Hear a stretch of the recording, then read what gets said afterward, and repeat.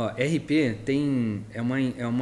eles falam e falavam na época que era uma profissão do futuro, porque ela lida muito com comunicação de forma geral, tanto comunicação interna de empresas, comunicação de empresas com terceiros, gestão de crise dentro de empresas, como que você vai reportar as crises a funcionários, como é que você vai gerir, quais são os caminhos para que a crise passe mais rápido. Essa parte de gestão de crise eu acho que foi o que mais me ajudou. A parte de ser comunicativo, todo mundo confunde estudar comunicação com o cara ser comunicativo. Na verdade, não tem muito a ver. Faz sentido. O cara, não, porra, você é RP porque você fala pra caramba e você se dá bem no comercial. Não. Eu tenho um monte de amigos que se formam em RP e são tímidos, trabalham em área técnica de comunicação, em estratégia de marketing e não tem nada a ver uma coisa com a outra, na verdade. Entendi. Aquela vontade de vender sempre veio do banco e... Uma coisa inata mesmo. Exato. Agora, RP me ajudou muito, principalmente em gestão de crise, porque numa construtora a gente tem muita crise. Não é crise no sentido ruim da palavra, é crise no sentido de conflito, coisas para ajustar. Construção civil é um ramo muito... Eu vou falar uma palavra que pode ser perigosa, mas é muito arcaico. Eu acho que a gente descobre construções aí que há 10 mil anos foram construídas mais ou menos do jeito que a gente faz hoje. Caraca. Que é empilhar tijolo, aqui no Brasil ainda mais.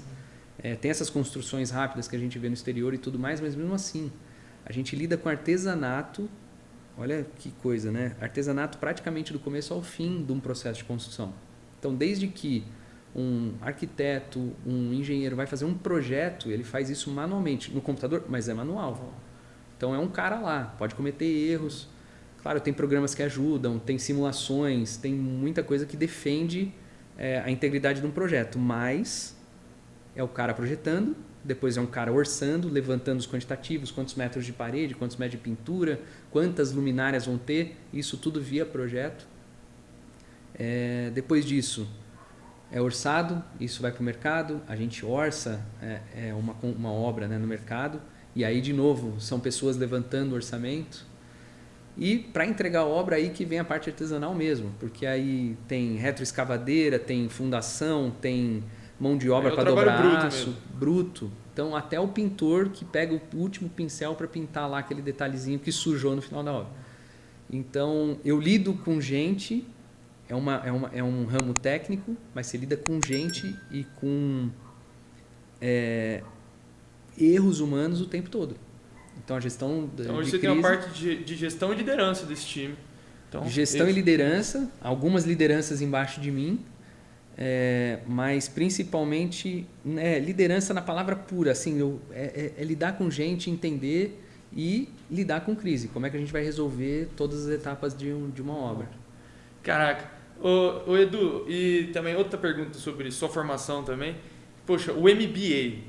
Eu falo assim, hoje tá no Brasil, acho que está ganhando um pouco de espaço agora, né? Acho que não era tão famoso antigamente, mas lá fora, no exterior, já tem bastante notoriedade, assim. Fala, o que você aprende num MBA? Você fala assim, poxa, é um curso mais voltado, é uma pós-graduação, né? Voltado para o cara que quer ser empresário, é um cara que quer ser executivo, Cara, é o seguinte, quando você vai...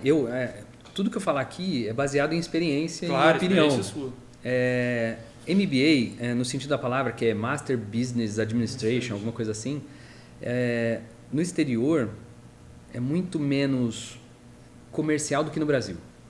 Porque lá você tem os MBAs das grandes universidades, das grandes escolas, e é um MBA, você vai ser um mestre em administração de negócios.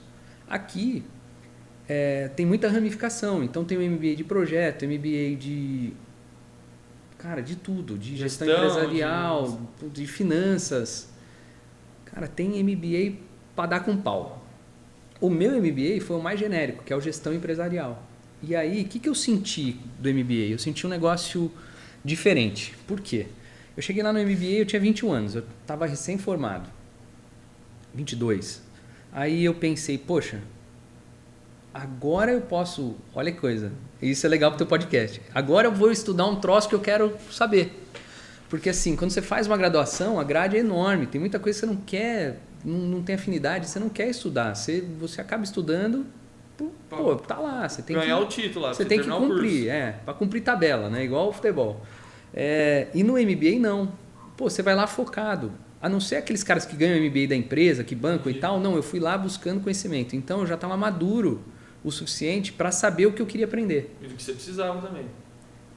Cara, o que eu precisava, o que eu almejava, o que eu precisaria, não o que eu precisava no momento. E aí, indo atrás desse MBA, eu fui focado em ser, a princípio, um generalista, para depois eu vou focar em alguma coisa diferente. E lá no MBA eu foquei muito em finanças, eu acabei, indo super bem em finanças. E na parte de administração tinha coisa que eu nunca tinha ouvido falar, que era contabilidade, por exemplo. Cara, como que é? Quer emitir uma nota? Por quê? Como é que funciona? Qual que é o tipo de regime que uma empresa está no simples, no presumido, no lucro real? Por quê? Então, e principalmente no Brasil, né? Que isso é uma loucura. O empresário, cara, você não sabe que hora que você vai recolher qual imposto. Então, eu acabei vendo, então, de maneira generalista esses assuntos. E aí isso me serviu para quando eu abri minha empresa aqui, por incrível que parível, que eu fiz lá atrás, me serviu demais. Então, eu digo, a faculdade me deu maturidade e o MBA me deu foco.